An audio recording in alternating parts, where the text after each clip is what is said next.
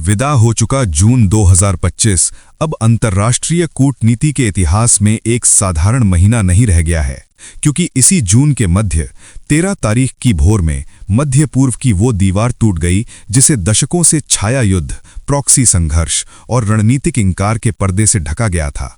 और पहली बार ईरान और इजराइल ने एक दूसरे की धरती पर सीधे, खुले और पूर्ण सैन्य हमले किए।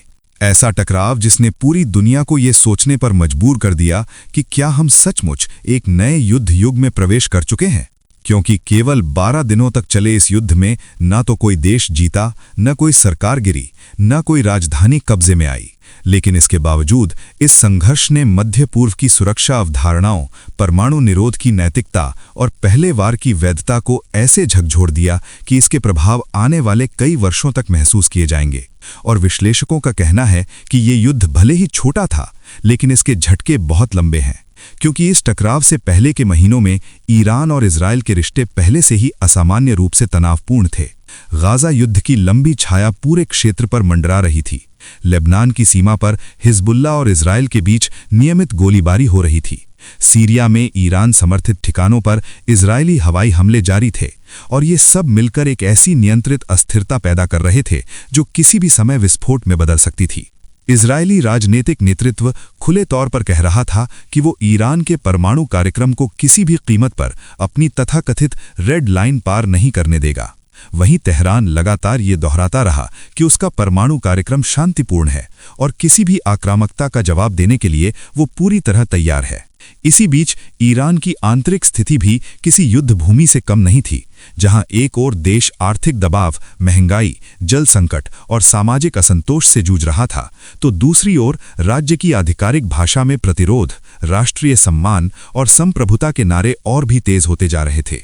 और इन्हीं दो विरोधाभासी वास्तविकताओं के बीच ईरान उस संघर्ष की ओर बढ़ रहा था जिसे अब इतिहास एक अनिवार्य टकराव के रूप में देख रहा है। फिर आई वो रात जब ईरान के कई शहरों में गहरी नींद पसरी हुई थी। आसमान शांत था और अचानक वो खामोशी ड्रोन की गूंज और विस्फोटों की गड़गड़ाहट से फट पड़ी। कुछ ही मिनटों में ये साफ हो गया कि ये कोई सीमित हमला नहीं, बल्कि एक सुनियोजित, समन्वित और बेहद सटीक सैन्य अभियान है जिसे इजराइल ने नाम दिया ऑपरेशन राइजिंग लायन। और इसके निशाने पर थे ईरान के सबसे संवेदनशील ठिकाने, नतांज और फोर्दो जैसे परमाणु केंद्र, सैन्य अड्डे, अनुसंधान प्रयोगशालाएं और शीर्ष सैन्य अधिकारियों के आवास। हमला तेज था, डर पैदा करने वाला था और संदेश साफ था। इजराइल ने इसे पूर्व निवारक आत्मरक्षा बताया, ये दावा करते हुए कि ईरान परमाणु हथियार बनाने के बेहद करीब पहुंच चुका था। लेकिन यही दावा तुरंत सवालों के घेरे में आ गया, क्योंकि अंतर्राष्ट्रीय परमाणु निरीक्षकों और यहां तक कि अमरीकी खुफिया आकलनों में भी ये कहा गया कि ईरान उस समय हथियार निर्माण की अंतिम अवस्था में नहीं था। और यहीं से वो मूल प्रश्न पैदा हुआ जिसने पूरी दुनिया को बांट दिया। क्या भविष्य की आशंका के आधार पर आज हमला करना वैध हो सकता है? ईरान का जवाब भी उतना ही स्पष्ट और तेज था। इजरायली हमले के कुछ ही घंटों के भीतर तेहरान से साफ संदेश आया कि यह हमला बिना जवाब के नहीं रहेगा। सर्वोच्च नेता आयतुल्लाह अली खामेनेई के कार्यालय ने चेतावनी दी, विदेश मंत्री ने आत्मरक्षा के अधिकार की बात की, और फिर शब्दों के बाद हथियार बोले। ईरानी मिसाइलें और ड्रोन इजराइल की ओर बढ़े। तेल अवीव और हाइफा में सायरन गूंज उठे। लोग आश्रय स्थलों की ओर भागने लगे। और इस जवाबी हमले में इजराइल में 28 लोग मारे गए। तेल रिफाइनरियां, बिजली संयंत्र और सैन्य ढांचा क्षतिग्रस्त हुआ। ये केवल प्रतिशोध नहीं था, बल्कि एक रणनीतिक संदेश था कि ईरान एक तरफा मार नहीं सहेगा। इसके बाद शुरू हुआ 12 दिनों का वो टकराव जिसे विशेषज्ञ नियंत्रित युद्ध कहते हैं, जहां कोई भी पक्ष अपनी पूरी ताकत नहीं झोंकता, लेकिन हर दिन तनाव चरम पर रहता है। और इस युद्ध की कीमत ईरान ने कहीं ज्यादा चुकाई, जहां कम से कम 974 लोग मारे गए, जिनमें वरिष्ठ सैन्य अधिकारी, वैज्ञानिक और आम नागरिक शामिल थे। अस्पतालों पर दबाव बढ़ा, बिजली और ईंधन की आपूर्ति बाधित हुई। लेकिन इजराइल के लिए भी ये झटका उम्मीद से बड़ा था, क्योंकि खुद इजरायली विश्लेषकों ने स्वीकार किया कि इन 12 दिनों में हुआ नुकसान पिछले 2 वर्षों में हमास और हिजबुल्लाह के साथ हुए संघर्षों से भी अधिक था। और इस संघर्ष ने यह भी साबित कर दिया कि ड्रोन और लंबी दूरी की मिसाइलों के दौर में भौगोलिक दूरी अब सुरक्षा की गारंटी नहीं रही। इजराइल का मुख्य उद्देश्य ईरान के परमाणु कार्यक्रम को नुकसान पहुंचाना था, और नतांज और फोर्दो में कुछ ढांचागत क्षति जरूर हुई, लेकिन कार्यक्रम पूरी तरह ठप नहीं हुआ।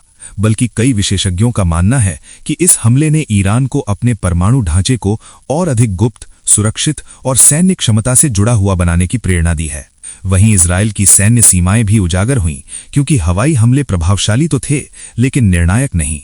भूमिगत ढांचे और प्रमुख वैज्ञानिकों की सुरक्षा हद तक बनी रही, जिससे ये साफ हो गया कि सैन्य सफलता के बावजूद रणनीतिक और राजनीतिक जीत सीमित रही। इस पूरे घटनाक्रम में अमेरिका की भूमिका भी निर्णायक लेकिन जटिल रही।